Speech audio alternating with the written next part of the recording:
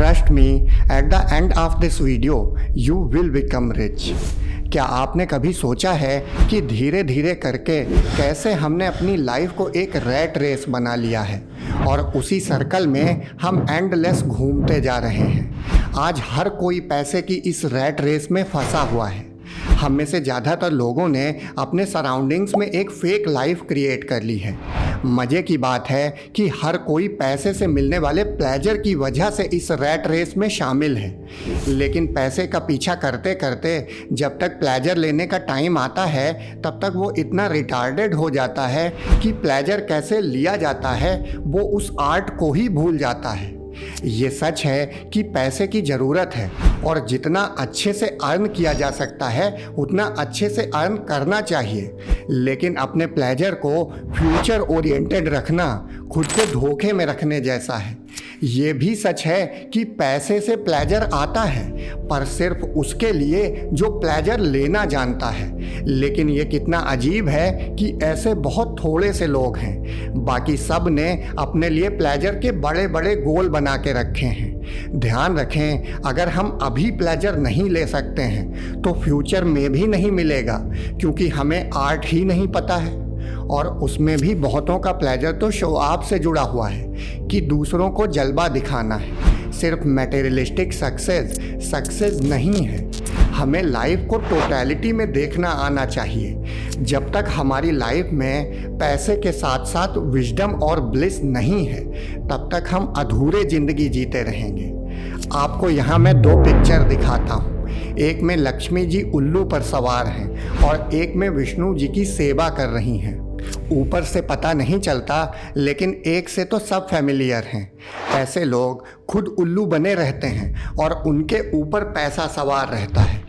और दूसरा जो ज्ञानी है, धन उसकी सेवा करता है, क्योंकि वो धन को सर पर नहीं चढ़ाता। सर का काम सर से लेता है और धन का काम धन से। लेकिन ऐसे लोगों की संख्या अब कम होती जा रही है, और क्योंकि बीमारी बहुत लंबे टाइम से चली आ रही है और लगभग सभी बीमार हैं, तो इस बीमारी को ही सबने लाइफ स्टाइल समझ लिया है। असल में जब लोगों की लाइफ में अवेयरनेस, लव, ग्रैटिट्यूड और ब्लिस की कमी होती है तो वो अंदर से तो एकदम खाली होते हैं। फिर अपने खालीपन को सेटिस्फाई करने के लिए इसे पैसे से भरने की कोशिश करते हैं। पैसा अर्न करना चाहिए और जितना कर सकते हो करें, इसमें कुछ गलत नहीं है, लेकिन पैसे के लिए अपने आप को खो देना बस बेवकूफ़ी है। ऐसे लोग हैं जिनकी लाइफ में और कोई काम ही नहीं है सिवाय पैसे के बारे में सोचने के। पहले वो खुद ऐसी सिचुएशन क्रिएट कर लेते हैं शो ऑफ करने के लिए, लोन वगैरह लेकर कि वो परेशान हों और ज़्यादा पैसे के लिए, और फिर दिन भर पैसे का अरेंजमेंट करने के लिए अपने आप को इतना शोरगुल से भर लेते हैं कि खुद के करीब आने के लिए उन्हें नशा करना पड़ता है। वो ये कहते हुए सुने जाते हैं कि बहुत स्ट्रेस है लाइफ में, जिसमें से ज़्यादातर स्ट्रेस तो उनका ही क्रिएट किया हुआ है। स्ट्रेस कोई ऑर्नामेंट नहीं है। काम करो और अपने काम का मजा लो तो ज़्यादातर प्लेजर काम में ही मिल जाएगा और पैसे मिलेंगे अलग से। लेकिन दिन भर काम करने के बाद स्ट्रेस रिलीफ और प्लेजर के लिए अगर हमें नशा करना पड़ रहा है तो समझ लेना ज़रूर कहीं कोई भूल कर रहे हैं हम। और ये नशा भी क्या नशा है, कितनी देर रुकेगा? सुबह फिर वैसे की वैसे ही होना है। नशा ही करना है तो कबीर दास जी के जैसा करना है। पीबत राम रस लगी खुमारी। अवेयरनेस का नशा करना है जो एक बार चढ़ जाए तो कभी उतरे ही ना। पर पैसे के पर्दे में हम लोगों को लाइफ की डेप्थ नहीं दिखाई देती। हमें ये पता ही नहीं चलता कि हम रैट रेस और शो ऑफ के जाल में फंसे हुए हैं और अपनी ईगो को सेटिस्फाई करने की नाकाम कोशिश करते करते एक दिन लाइफ का एंड आ जाता है। तब पता चलता है बेकार गई लाइफ। तो अभी क्यों ना जीते जी इस हिप्नोटिक रैट रेस के सर्कल से बाहर होकर लाइफ की खूबसूरती को देखा जाए। इतना सब तो दिया है नेचर ने प्लेजर के लिए। कभी चिड़ियों का चहकना सुने, तारों से भरी हुई रात को देखें, लेकिन हमारी नज़र कहीं और ही लगी है।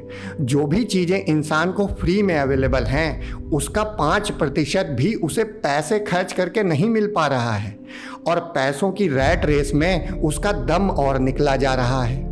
पैसा कमाओ जितना भी हो, उसके साथ साथ लाइफ की छोटी छोटी बातों का मजा लो।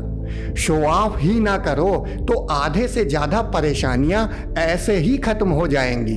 और ध्यान रखो, देखता भी कोई नहीं है, क्योंकि उनको भी तो अपना शो ऑफ करना है। तो बेकार में दूसरों को दिखाने के लिए इतना झंझट क्यों करना है।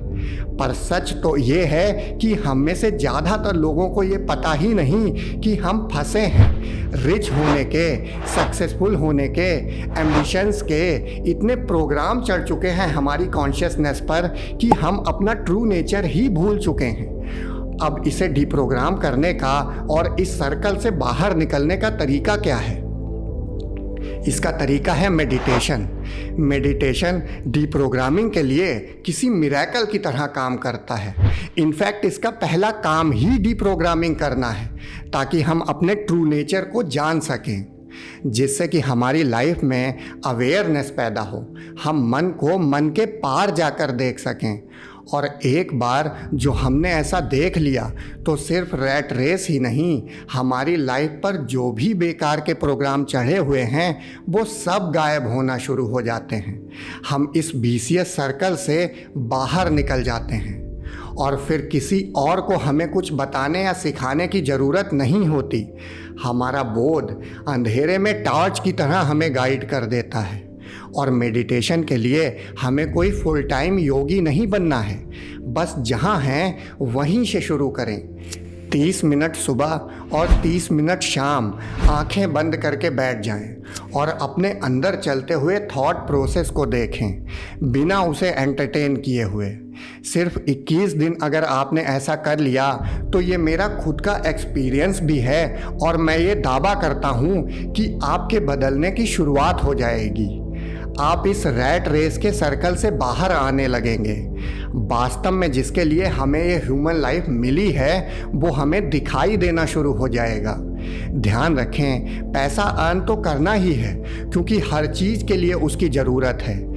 बस सिर्फ उसके पीछे भागने का जो पागलपन है उससे हमें बाहर निकलना है। ये वीडियो आज की यूथ के लिए बनाया है ताकि उन्हें भी मेडिटेशन से जोड़ा जा सके, क्योंकि उन्हें लगता है कि मेडिटेशन सिर्फ स्ट्रेस रिलीफ के लिए है, जबकि ये लाइफ की छोटी छोटी बातों से जुड़ी हमारी नींद को तोड़ के हमें अवेयरनेस से जोड़ देता है। आप अगर एक शांत और शानदार जीवन जीना चाहते हो तो आप हमारा जेन मेलेरेगेमी वाला वीडियो देख सकते हैं। इससे आपको हेल्प मिल सकती है और आपको लगता हो कि ज़्यादा लोगों तक ये मैसेज पहुंचना चाहिए तो आप इस वीडियो को शेयर कर सकते हैं। बाकी वीडियो को देखने के लिए आप सभी का धन्यवाद।